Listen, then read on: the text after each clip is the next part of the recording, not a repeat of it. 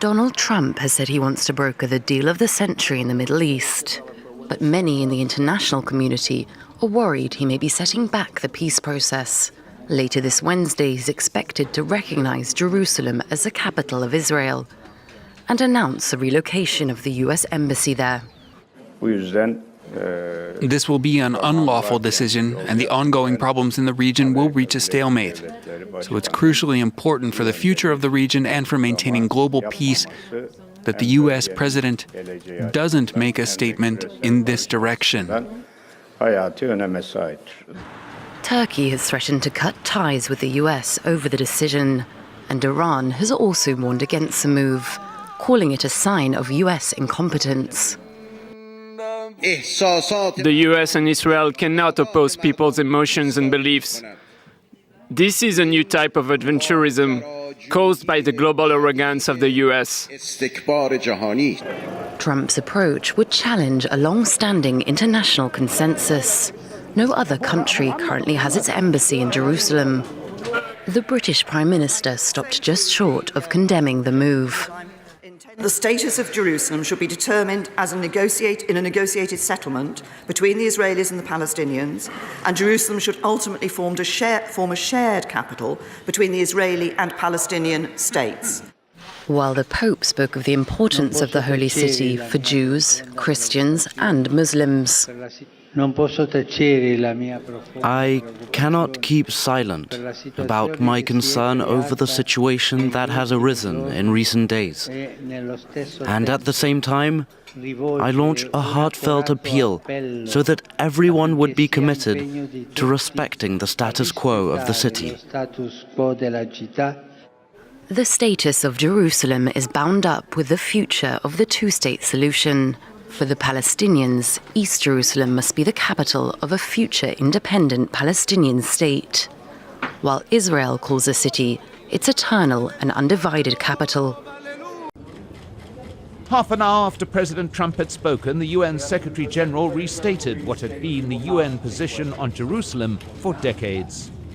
I have consistently spoken out against any unilateral measures that would jeopardize the prospect of peace for Israelis and Palestinians. Jerusalem is a final status issue that must be resolved through direct negotiations between the two parties on the basis of the relevant Security Council and General Assembly resolutions, taking into account the legitimate concerns of both the Palestinian and the Israeli sides. A number of other leaders backed the UN position, among them Pope Francis, who released a statement calling on all to respect Jerusalem's status quo, based, as he put it, on the pertinent United Nations resolutions. Criticism of President Trump's decision coming too from the President of France. C'est une décision regrettable. This is a regrettable decision that France does not approve of, and which goes against international law and all the UN Security Council resolutions. And the British Prime Minister, Theresa May, said the following: "We disagree with the US decision to move its embassy to Jerusalem and recognize Jerusalem as the Israeli capital before a final status agreement. We believe it is unhelpful in terms of prospects for peace in the region. The British embassy to Israel is based in Tel Aviv, and we have no plans to move it." Back at the UN, even before President Trump made his announcement, the Bolivian ambassador said he would call an emergency meeting of the Security Council. It will be a reckless and a dangerous decision that goes against international law, the resolutions of the Security Council, also weakens any effort for peace in the region, and also upsets the whole region. And later in the day, Bolivia was joined by a number of other countries calling for an emergency Security Council meeting, including Egypt, France and the UK. However, waiting in the chamber will be the US veto. Palestinian President Mahmoud Abbas has condemned US President Donald Trump's decision to recognize Jerusalem al-Quds as the capital of Israel.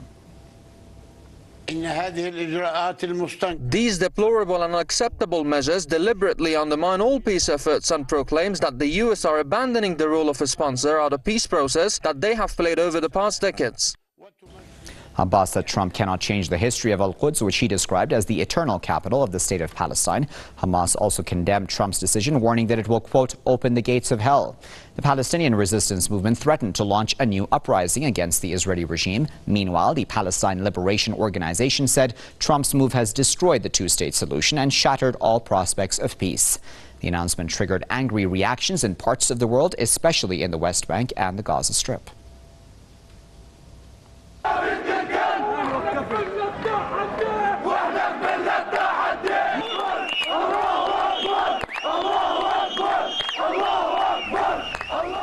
People took to the streets in the West Bank city of Ramallah following Trump's announcement. They condemned the move as a dangerous escalation. In Gaza, people held a rally as part of 3 days of popular rage against the U.S. move. Leaders of the Palestinian movement Hamas had pledged to resist the U.S. recognition of al-Quds as Israel's capital with all the means at their disposal.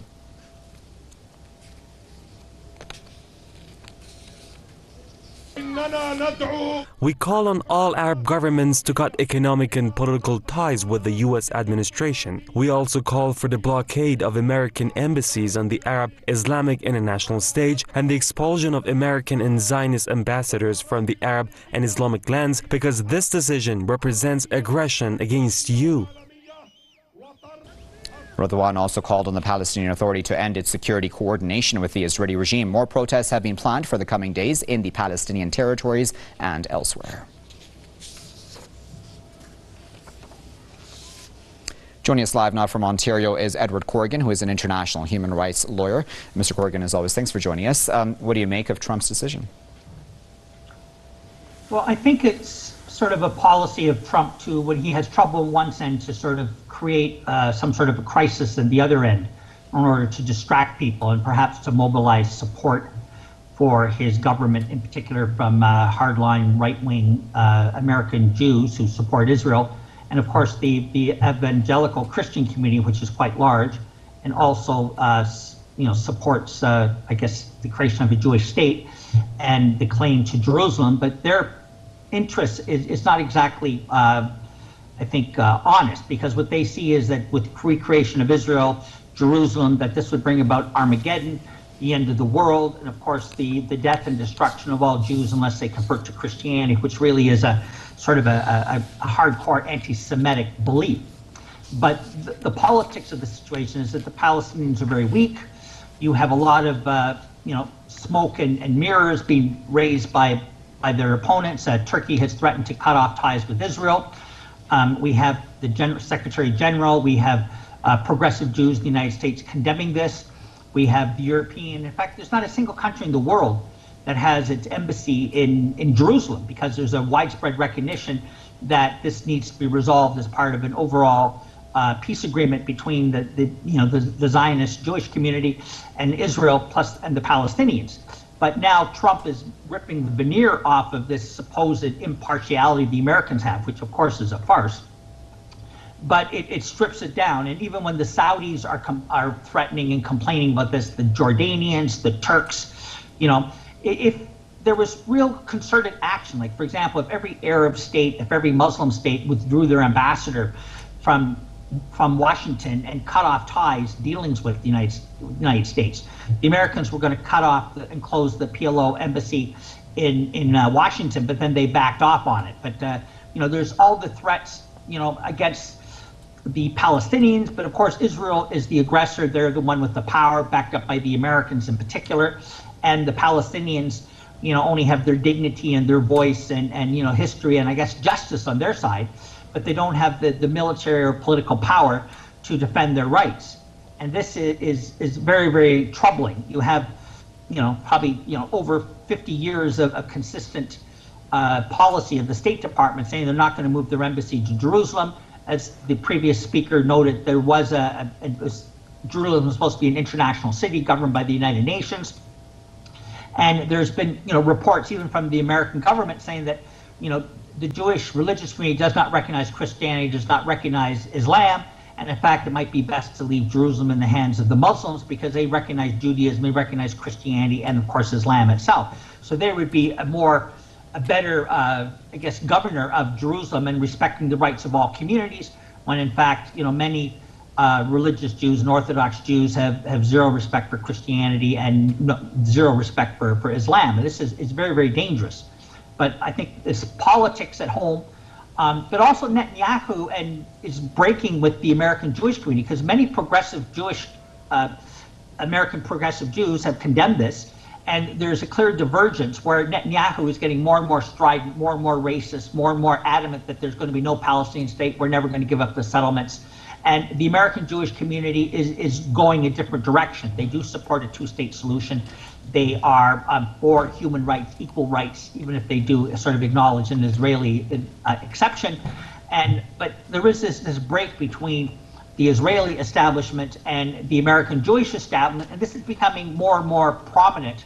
And there is, a clear chance of a major breach between the American Jewish community and the hardline right-wing Israel government that is, of course, supporting the expansion of settlements in the West Bank, is ethnically cleansing Palestinians from East Jerusalem, demolishing houses, driving them out. So we really see this is, again, a very, very dangerous time that we're going into. But it's up to the Arab community, the Muslim community, the rest of the world community to actually put some teeth in their words and to, put diplomatic sanctions, if not more, against the Americans. And as the American military and other people have said, this is going to create more violence in the Middle East. Okay, Mr. Corrigan, we'll leave there at that. But of course, as always, we appreciate you taking your time out to speak to us. The leader of the Palestinian militant group Hamas has called for a new intifada or popular uprising following President Trump's recognition of Jerusalem as Israel's capital. The US decision has been widely criticized around the world and by some of America's closest allies, including Britain, France and Saudi Arabia. The United Nations Security Council will hold an emergency meeting tomorrow to debate the move. These are the latest pictures we have from Bethlehem, where tear gas and water cannon have been used to disperse protesters there. Well, the leader of Hamas, Ismail Haniya, declared the American decision an aggression against the Palestinian people.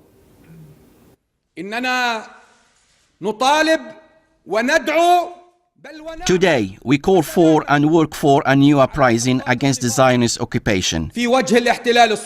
Today, we won't have half solutions anymore. Today, there is no space or place for half measures. Let us unshackle our Palestinian people and let them express their rage and commitment to their historic right in Jerusalem and the whole of Palestine. BBC Arabic's Nida Ibrahim is in Ramallah and sent us this update from one of the protests. So as you can see behind me, there are a bit of clashes that are happening between the Palestinian protesters and the Israeli army. You can probably see the smoke screen that's created by some Palestinian protesters by burning some tires here on the ground. The Israeli army is responding mostly with tear gas bombs, and we're hearing that many Palestinians, maybe around 10, have been taken to hospital for injuries related to tear gas mostly. This is not the only location where we are seeing protesters. Many protesters are also gathering in Bethlehem, in Hebron, in Jericho, and many other West Bank cities in which also clashes have occurred between the Israeli army and the Palestinians. Now, these protesters have came all the way from downtown Ramallah, where there was a central demonstration that called for more support from the Arab countries. We've sensed a little bit of disappointment from the Palestinians, who say we expected a reaction, a bit of probably not necessarily from the Arab leaders, but from the Arab nations who have some sort of a relationship or a strong relationship to Jerusalem. So you could sense the disappointment here. But this is just to point out that around hundreds, maybe 400 to 500 people have gathered today in Ramallah. Nida Ibrahim in Ramallah. Let's just show you some live pictures coming to us from Jerusalem in the last few moments. Actually, just before we cut to this shot, we saw water cannon being deployed on the streets there. Obviously, it goes without saying that the situation is extremely tense, and tear gas canisters being fired as well. as the authorities attempt to control any demonstrations. And our diplomatic correspondent, James Robbins, is with me in the studio. And James, as we watch these images, well, it seemed pretty inevitable that we would see scenes like this following President Trump's announcement, didn't it? It did. It was foreshadowed in much of the international criticism of the president's unilateral decision on behalf of the United States to recognize Jerusalem as Israel's capital, breaking ranks with 70 years of a very finely judged diplomatic response to the situation in the Middle East. Many countries, Saudi Arabia, seen as an ally of the United States, predicted exactly this, a violent response which they thought would be hugely disruptive to the peace process. Britain has been highly critical of the decision to recognize Jerusalem as the capital of Israel. I think this was utterly predictable. The question really will be, I think, the scale of any violence, the scale of any protest. And so far, without being complacent, it's been relatively restrained. To what extent do you think that is, James, so far? Because other nations, allies of America, have criticized Donald Trump for this decision. Countries like Britain, like Saudi Arabia, as we mentioned, like France. To what extent are people in the Middle East, in the region, listening to those other voices and thinking, well, let's just, take a pause and see if we can control the situation without further violence? I'm sure that those who are going to the streets are obviously listening to everything that's been said around the world and also by their own leaders in the region. It was no surprise that Ismail Haniya, on behalf of the Islamist group Hamas, would call for an intifada. That doesn't mean there will be an extraordinarily violent response. We should recognise that Hamas only speaks for a small number of people, and it's relatively weak at the moment as it tries to seek some sort of reconciliation with the other half of the Palestinian political world, that's to say Fatah, the Palestinian Authority. So Hamas was predictably going to do just this. We don't know what that will mean on the ground, but you're absolutely right. The scale of international condemnation may, to some people, be seen as some sort of legitimation of violent uprising, and therefore these days ahead will be very, very tense. Now, the United States itself, as the author of the policy, President Trump, as the author of the change of policy, knew precisely where this could lead in the short to medium term, because after all, just as he was speaking last night, the State Department, the United States State Department, was issuing a warning to its own diplomats to avoid all but essential travel in the region. So the United States knew when it let this particular genie out of the bottle that there were real risks involved. But President Trump, of course, insists that it's in the long-term interests of a two-state solution, although most of his allies don't see it that way. Yes, his Secretary of State Rex Tillerson just talking in the last short while about short-term pain for long-term gain, in his words, and also saying the president is simply carrying out the will of the American people. Well, he's carrying out the will of a certain section of the American people, I guess, and certainly appealing to his core base of support.